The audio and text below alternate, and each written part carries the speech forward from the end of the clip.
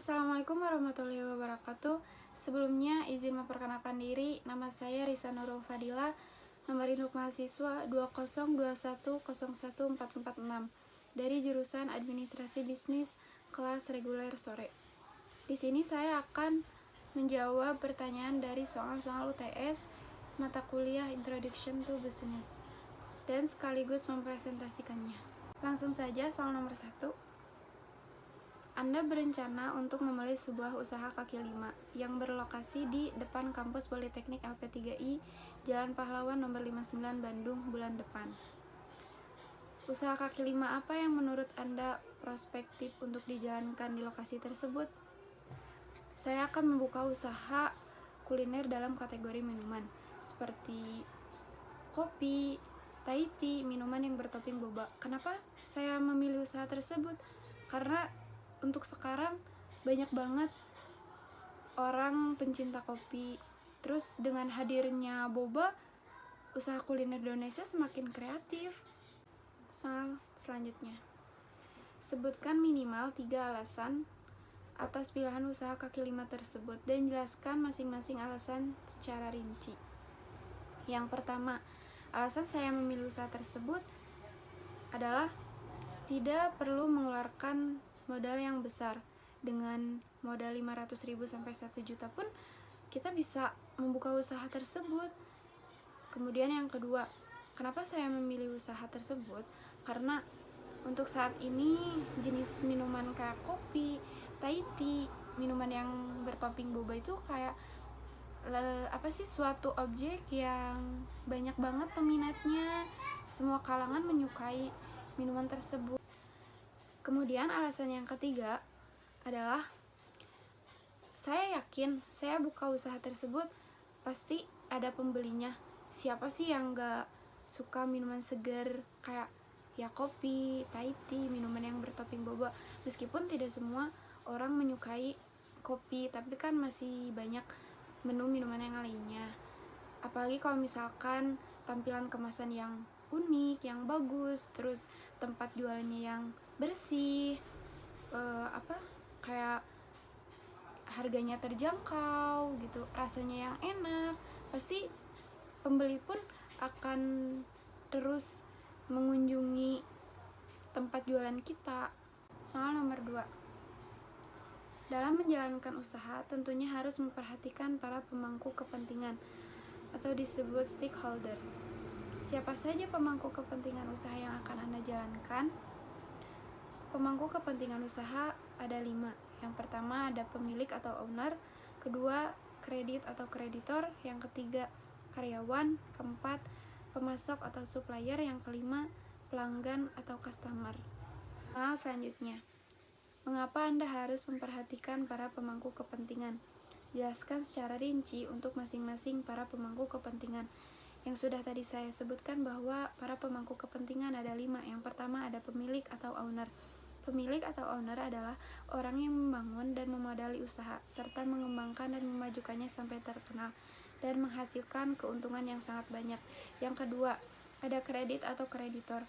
Kreditor adalah badan atau orang tempat kita memenuhi segala keuangan jika kita kekurangan modal saat mengembangkan sebuah usaha. Yang ketiga ada karyawan. Karyawan adalah pegawai yang bekerja di tempat kita dan berperan penting dalam membangun sebuah usaha. Yang keempat, ada pemasok atau supplier.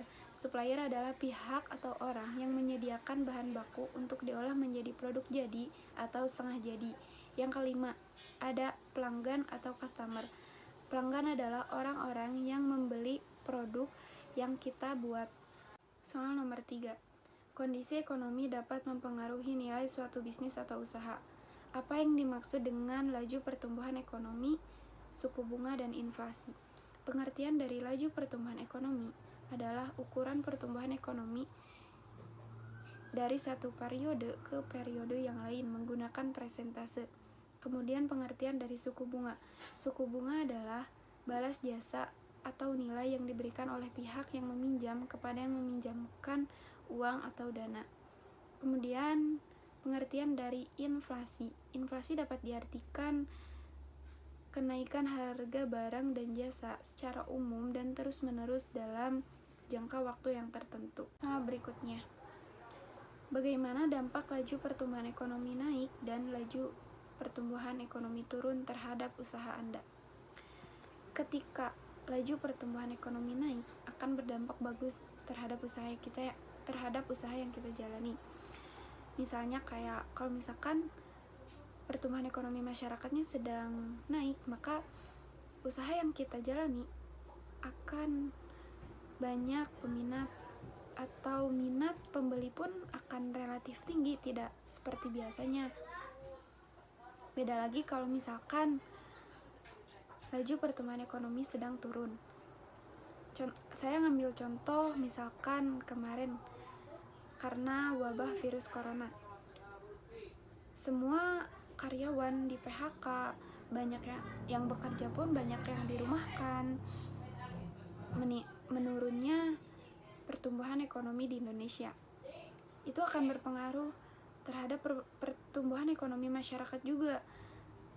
Misalkan kayak kan diem di rumah, nganggur, penghasilan, pemasukan uang pun kurang gitu, kayak itu juga bakalan berdampak terhadap usaha kita yang jalani. Misalkan bakalan jadi sepi, pembeli pun atau pelanggan pun bakalan jadi berkurang. Soal berikutnya, bagaimana dampak suku bunga naik dan suku bunga turun terhadap usaha Anda? Apabila permintaan akan pinjaman bertambah dan persediaan simpanan dana terbatas, maka suku bunga akan naik. Jadi kayak meningkatnya minat masyarakat untuk menabung di bank. Begitupun sebaliknya, ketika permintaan pinjaman berkurang dan penyediaan simpanan dana masyarakat melimpah, maka suku bunga pun akan turun. Nah, berikutnya, bagaimana dampak inflasi naik dan inflasi turun terhadap usaha Anda? Inflasi dapat diartikan kenaikan harga barang dan jasa. Jadi ketika inflasinya naik, saya ambil contoh kenaikan harga bahan baku. Saya biasa beli di supplier bahan baku untuk produk yang saya jual, harganya murah, terus tiba-tiba harganya naik karena dampak inflasi naik. Otomatis produk yang saya jual juga akan ikut naik harganya. Yang asalnya misalkan saya menjual Thai tea yang asalnya ukuran besar tuh 12.000. Kemudian saya karena inflasi naik, karena bahan bakunya pun pada naik, jadi saya jual menjadi 15.000, dinaikkan dulu. Beda lagi ketika inflasi sedang turun. Berarti saya ambil tadi contoh bahan baku, berarti menurunnya harga bahan baku dari supplier. Ya, jadi bisa berdampak dalam usaha saya.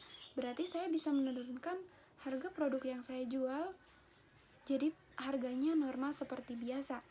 Dan kalau misalkan dampak dari inflasi tuh masyarakat lebih banyak kayak minat beli pun akan meningkat gitu. Beda lagi kalau misalkan inflasi lagi naik, harga bahan baku semua naik.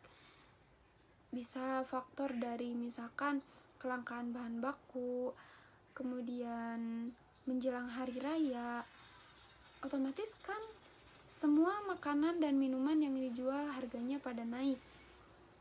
Orang-orang pun kayak lebih mengirit untuk membeli karena pemasukan uang tetap segitu, tapi semua harga makanan dan minuman atau bahan baku naik. Otomatis masyarakat pun mengirit untuk membeli dan berdampak juga usaha menjadi agak sepi. Tapi kalau misalkan inflasi lagi turun, minat pembeli pun akan seperti biasa, normal seperti biasa.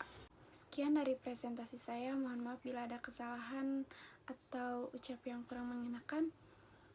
Ambil hal baiknya, buang hal buruknya. Semoga bermanfaat. Akhir kata, wassalamualaikum warahmatullahi wabarakatuh.